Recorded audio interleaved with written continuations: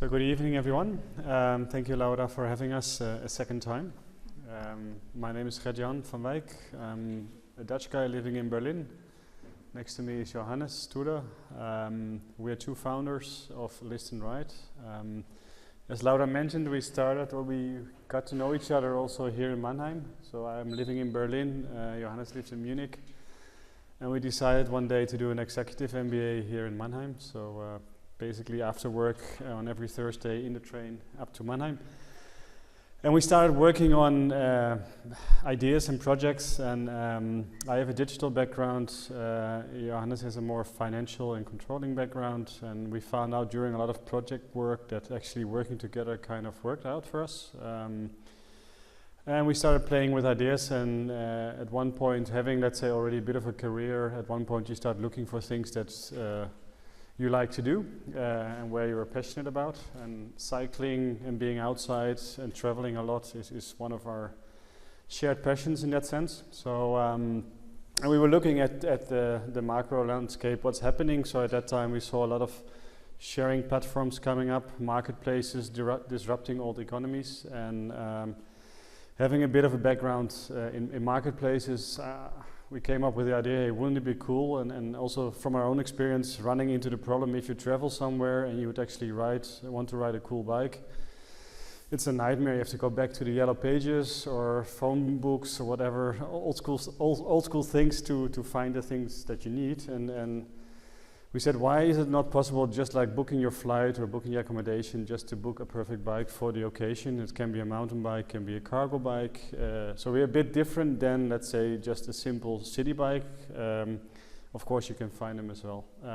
So that's why the idea started back in, I would say, 2015-16, when we started just working on some ideas. We found a guy here in Mannheim that developed our prototype iPhone app, and there from that point we started basically our company.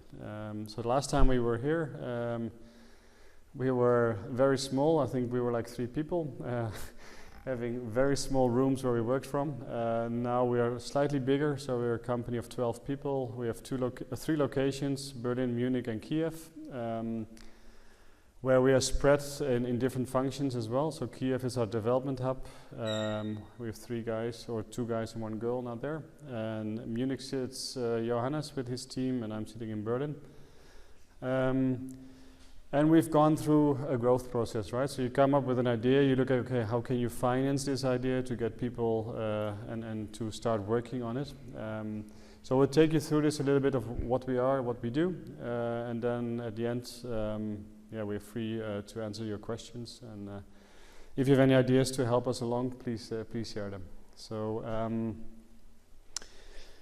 a part of the things that we show you today is part of our current pitch deck. So basically last time we were here, we were looking for fundraising. We did a crowdfunding campaign last September, quite successful. So we raised money for equity.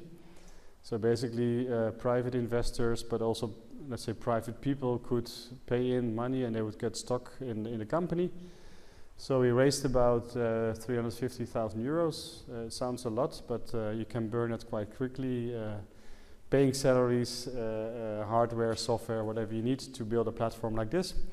But anyway, we lasted until, let's say, at the moment where we are now looking for raising $1.5 million to really push the button and scale up. Because that's, in this world, you need to scale up soon, otherwise there is a copycat and you're out of business. So what is Listnride? Let me see if this works.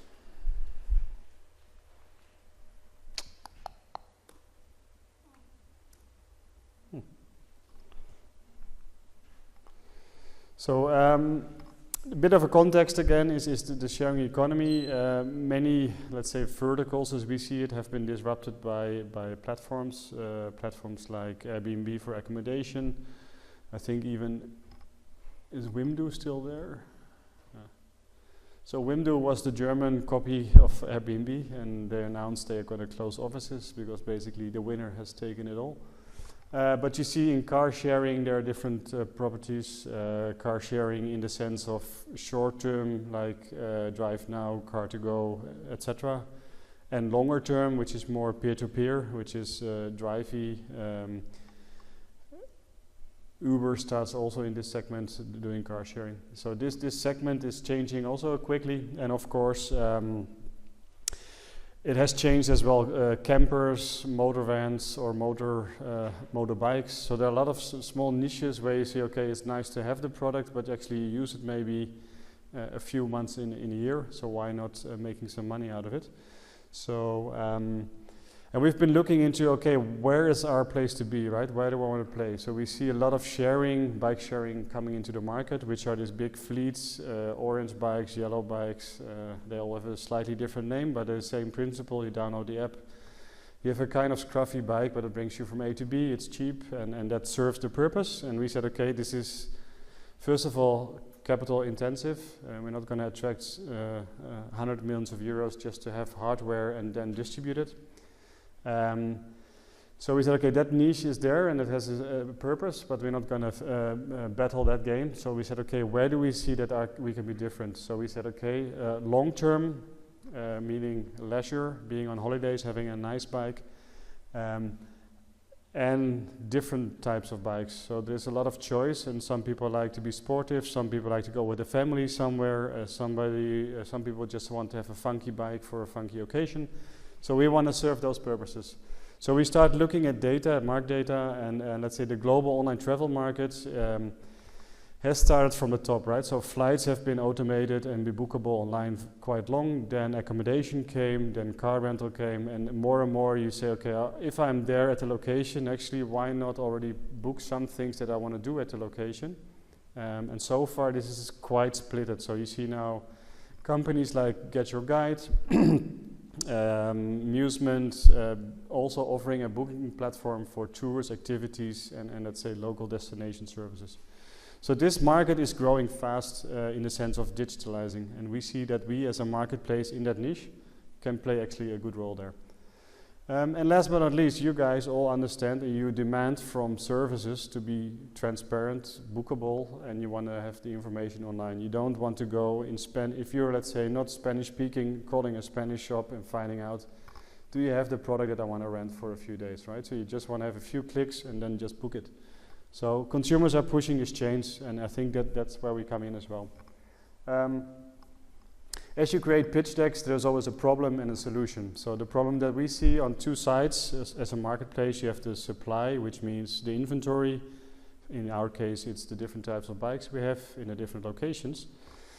There is a problem that let's say those shops and those providers of bikes, they don't have the technology, right? So they're typically a bit older than us, typically non-tech, so they're busy with their operation, which is mainly offline. So they miss basically the tools to scale up and also the tools to access the market to the consumer, which nowadays is either on a mobile or on a desktop and not necessarily on the phone. So there's a huge gap. And on the other hand, the demand side, it's still very difficult to find, what I said, a bookable inventory as you would expect. So then we said, okay, there are two solutions to that, and that's not easy because you have to work on your inventory as well as on the demand side. But anyway, we said on the demand side it has to be time-saving, cost-saving, and you have to have some kind of trust element, right? So you don't want to rent out your bike if you don't know what's going to happen with it. So there has to be kind of verification principle in there that people actually have to put in some data, and it can be mobile phones, it can be an address data, it can also be payment data. But at least we do our job on our end to make sure transactions happen safely and secure. So we have this trusted marketplace, and insurance, for instance, is something that we didn't have back then. But we are now proud to say, okay, since this summer we have an insurance covering every rental, and the one who rents the bike can book a premium insurance if he wants, or just keep it as a standard. Also something that we developed over time is inventory management tools. So it may seem very simple, but the most asked question if you go to a professional rental place, can I rent this bike from then to then And then this guy starts looking at his board, which is sometimes even in paper and pen. Do I have this one, this bike available at that time and that time? I mean, this is the only question that they get, let's say, 10 times day in, day out. And you would say, okay, this you could digitalize and automate quite easily, but still it hasn't happened in this segment. So there we say, okay, let's provide also an environment for our providers that say, okay, I can do my inventory management online and just see when things go out, when things come in, and what I can rent by which and which date. So that's a bit of the solution that we are providing. Now, being 2 years on the road, of course, we learned our customers a bit more because we have transactions and we do interact with our customers. So we see that there's a lot of different type of customers. Again, the two the two sides of our business, the supply side, which is basically where the bikes come from. They differ. We thought in the beginning, okay, it's private to private. I rent you your bike, you rent mine. But we also realized that what you see now is that all these sharing systems, they're basically in a more efficient way of providing a bike to somebody who needs a bike. It's a bit of technology in there. But it's a bit of a pity because it also kind of takes out the whole local businesses out of business, right? So there are a lot of nice, interesting shops that just lack this technology to be on the market. So we see that brands, but also, let's say, local shops are really happy with the platform. And last but not least, also hotels. So I don't know how often you travel, but if you travel to hotels, if you would find out beforehand that they would have bikes and that you can actually book them before you go there, that is highly unlikely, but that would be a nice service. Because typically, if I go on holiday, I like to sleep out a bit. So I come to breakfast at 10. Then at 12, I maybe like to roll out of the hotel. And then, of course, all the bikes are taken because they're the early birds that have those bikes. So anyway, so those are kind of our core supply partners. And in the demand side is a mix of tourists, but it's also a lot of local people that say, hey, for this occasion, I need a specific bike and I like to rent it from my neighbor. So we do see peer-to-peer, consumer to consumer, but we also see a lot businesses to consumer. And being able as a consumer, again, to choose for either or, that's also something that is being appreciated. Last but not least, what we have learned over time as well, there's a lot of people that are buying bikes, and especially expensive bikes, meaning over 1,000 to 2,000 euros.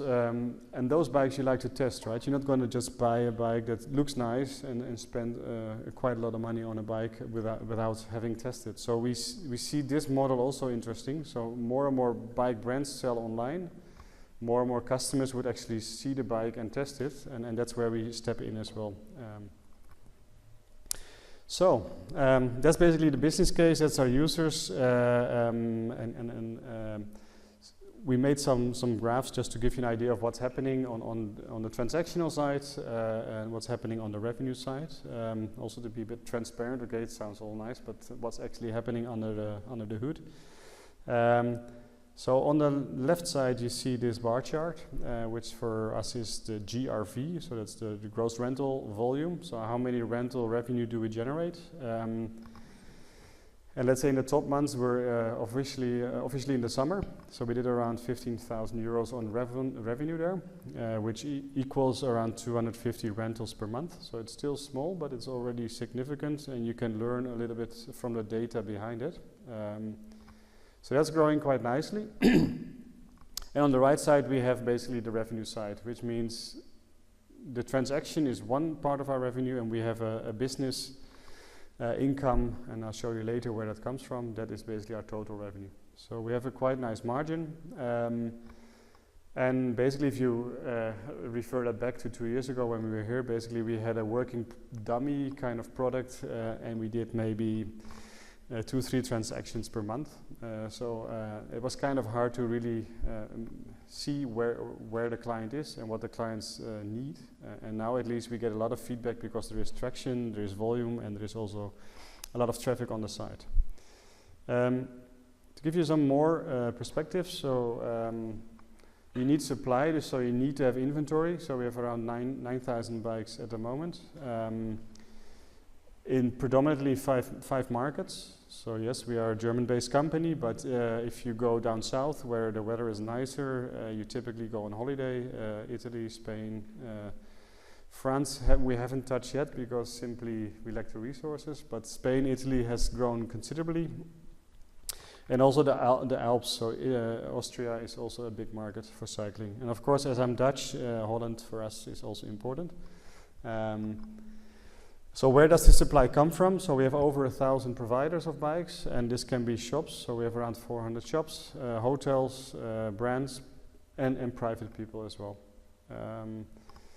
And we were talking before we started with Laura to start maybe looking at the social impact of what we do, because we have the first people that actually bought extra bikes, and we have 1 or 2 cases in Munich of people that say, hey, I'm actually renting nicely. Being a student, I have a nice bike and I rent it, let's say, every week, once or twice. That have started buying extra bikes to see, hey, I can make a bit more extra pocket money on the side. But that of course, if the model starts working really, then of course you can have people seeing this opportunity and making a small business out of it. Again, how do we differentiate ourselves from the sharing guys is well, look at the average ticket size, right? So an average booking on our platform is around 60 euros. I think if you would want to spend 60 euros on Mobike, I think you would need like 5 years, or even more.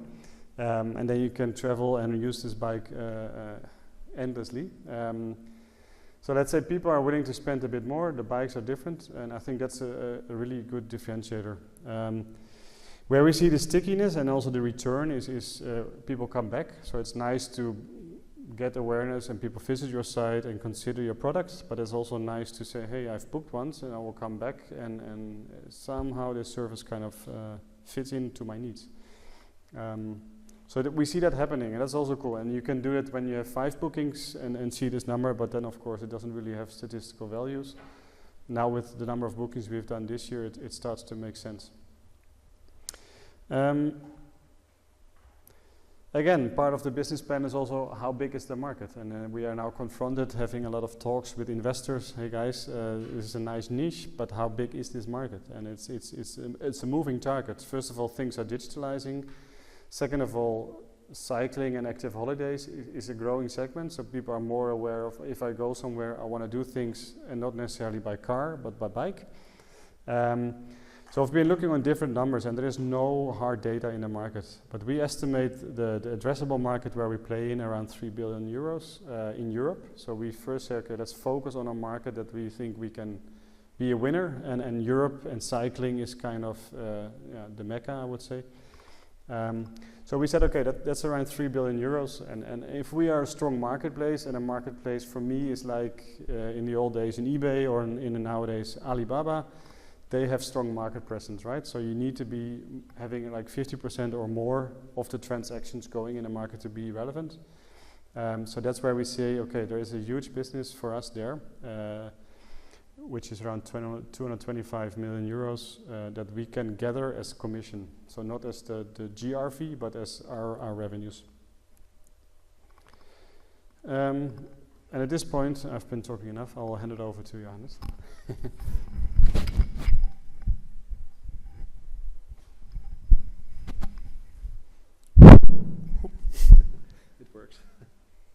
Okay.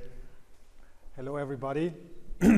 So I will continue with the competitive landscape. So where is Listnride placed in the market? So as already explained a little bit, what is our differentiator? So one differentiator indeed is that we are serving a mid and premium size mid and premium bikes, yeah. So it's not about very cheap rental bikes which you get at the corner for 5 euros. As shown in the previous slides, people spend for 2 days 60 euros, so it's rather more expensive and maybe rather special bikes. It's maybe e-bikes, it's road bikes, it's cargo bikes where people tend to or are willing to spend more money on, yeah. Because why are we focusing on that? Because the low-end market is very competitive. That's what you see in the left side, short-term asset-heavy business. So this segment is rather for short-term, but it's also very price competitive. So if you want to rent a DB bike, you compare it maybe now with O-Bike and Donkey Bike and where you can make the best deal. That's not our clientele. Our clientele is looking for the right bike for them, and if it costs a little bit more, it doesn't matter. Yeah? Then it's about longer term rentals, so that's another differentiator. We are not competing in this short term classic bike sharing schemes, which you all know, and where you see on this left angle short term asset heavy, like that's a typical example is Deutsche Bahn or Nextbike, so everybody knows this probably. And you have a lot of local schemes in every major city in Germany. So our focus is on longer term, so it's partly people who are going on holiday, so they book a bike for a week or two, or with a family, for example. So that's why we are in destinations like Tuscany, Mallorca, Baltic Sea, Andalusia, things like that. Beside that, of course, we are also in the metropolitan areas. And then there people also spend money on that. That's, as said, around 60 euros per transaction on average per bike and rental. Yeah? And then, of course, we are an online platform on the one side, helping bike providers generate demand for their bike supply, but also provide an efficient and innovative solution for the users to find the right bike at the right place. Yeah? On the back end, yes, there is a kind of intelligent software that's maybe a secondary product within the marketplace, because if you are a bike rental business, and that can be maybe a bike rental business or also an individual having 2 bikes or maybe also 50 bikes, you need to manage these bikes somehow, and they need to get organized. So you have a kind of small inventory management with a calendar functionality. You can set the pricing and all that stuff. Yeah. If you now look once again on this right side, there are these different angles. I talked a little bit about this short-term asset-heavy segment. Then on the other hand, there's this longer-term asset-heavy segment. That's also that's typical bike rental providers.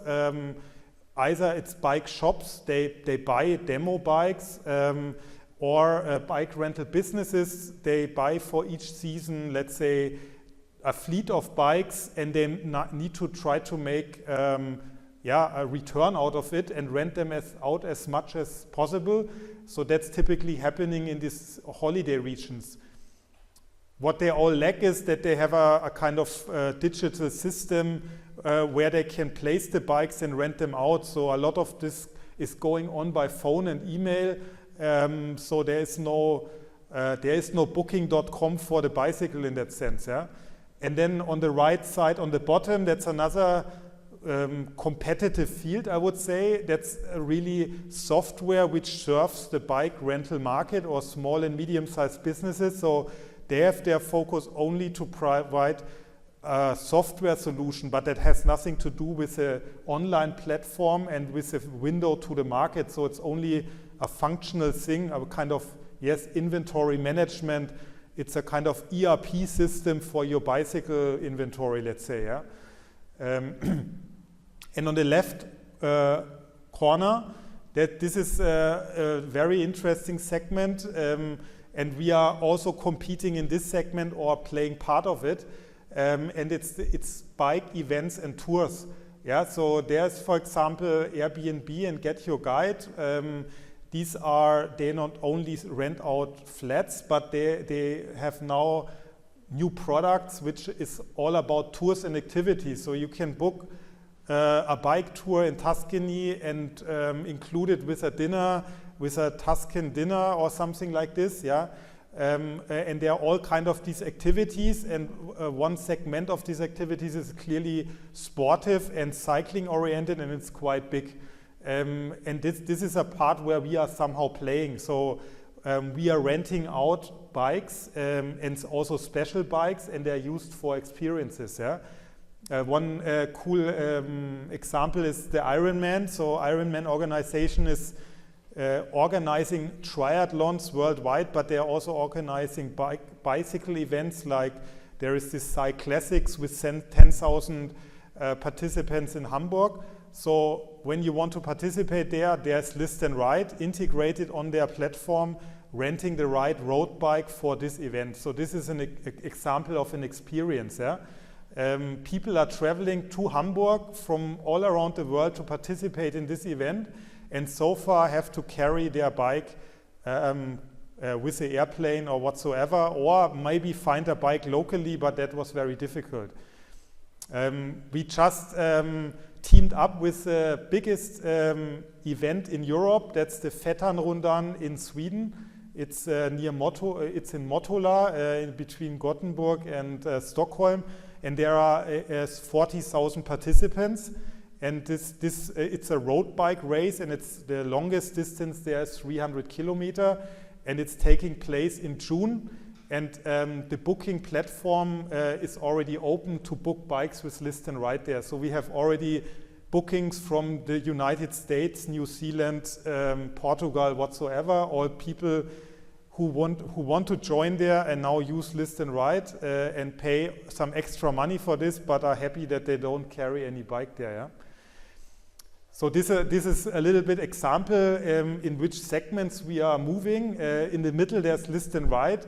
So there is indeed no direct competitor who is doing exactly the same, yeah, like we are doing. Yes, there are schemes are doing bike sharing and people who are renting out bikes, but it's not like there is a booking.com for hotels, and next to it there's Expedia doing basically the same, and they are competing.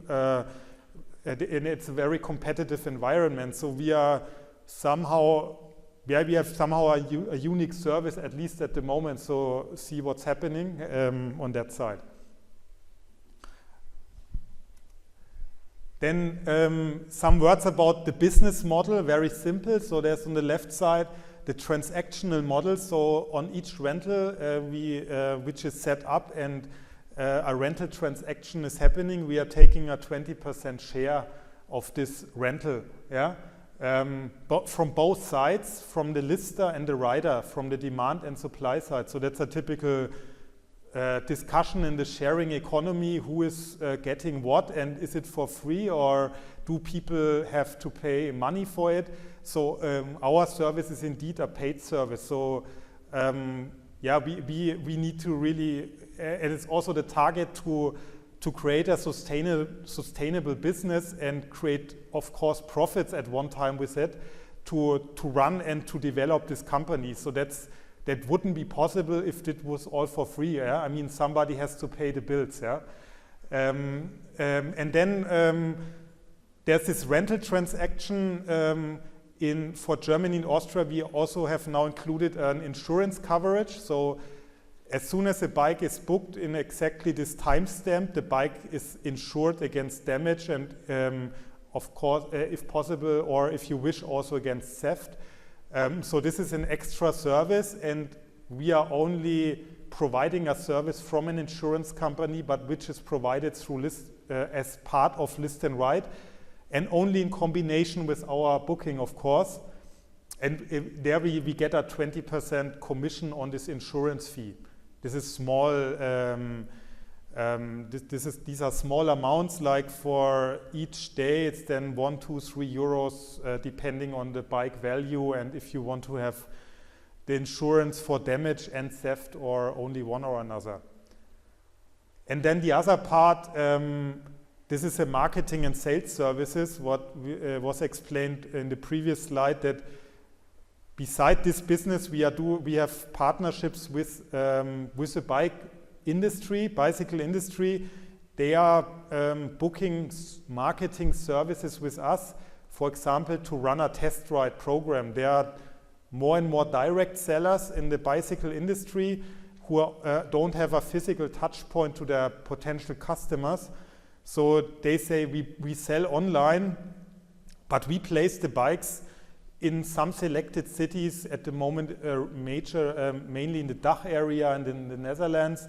Let's say in Vienna, Zurich, Berlin, Amsterdam, Munich, and they are available there. They can be booked online, and people have the possibility to do a test ride and make a buying decision afterwards. So we are helping to convert prospects into customers. So that's what we are get paid for. People at the bike brands pay a flat fee, recurring fees per month, depending on what kind of service they are booking. We can take a look on the website afterwards and see how that looks on the product side. Yeah? Then some words about the business model. How do we reach our customers? So customers are suppliers and users who are booking bikes. So we call it listers and riders. So there are different approaches, and yeah, we are in a phase where we are also trying a lot of things out. Which activities or marketing measures bring the best return for us in terms of important KPIs for us: how many users sign up, how many bikes get listed, how many requests or bookings take place, also in which geographical areas. So one important part is earned media, and in that sense SEO, so search engine optimization. So we are optimizing our website and our product that people can easily find us through organic search. For example, road bike rental Munich. That would be a typical phrase people are looking for. We are, as said, rather findable or specialized in some special categories, like, let's say, road bike, cargo bike, folding bike. If you would look for general bike rental, then this would be more difficult and competitive for us to be on some good ranking in Google then. Yeah? But this is probably one of the most important parts where we are actively working on increasing the attractivity of our page and making them visible on other pages, linked on other pages, so that people can find us easily and hopefully book a product or a bike with us. Of course, also social media, PR, newsletters. We are communicating with our community. So the community is around 7,000 users. It can be not maybe compared with a community of Facebook where people just sign up and take a look what they are doing there. People who sign up with us, they actively do one or the other. So they don't sign up to look around. They either offer bikes or they directly probably book a bike. Yeah. Affiliate, maybe one affiliate is so we distribute our product at some other places, so that that can be, for example, a white label solution. So bike shops who are listing bikes with us can integrate a shop plug-in, so that the bikes which are available on our platform can be also booked directly on their website. That's, for example, one example. Yeah? Paid, this is search engine advertising provided by Google. So you pay to get visible on certain keywords in certain under certain search words and keywords. And then yes, events. What I said, we are available on this kind of bike rental event, cycling events or races, and direct marketing. This is rather than if we approach suppliers, then this is rather a one-to-one sales process. So if you want to acquire a bike shop who shall list bikes with you, you have to talk to them, write them an email, visit them maybe. So this is maybe a different thing than approaching a broad user base. So because you can better identify these suppliers and directly approach them. Yeah? Then some words about the team. So as Gert-Jan said, both of us have found Listnride. We have some industry background in different functions and companies, and we split our team in business development, so that's rather the sales part, which I just explained, marketing communications, where we rather approach and try to push the demand side and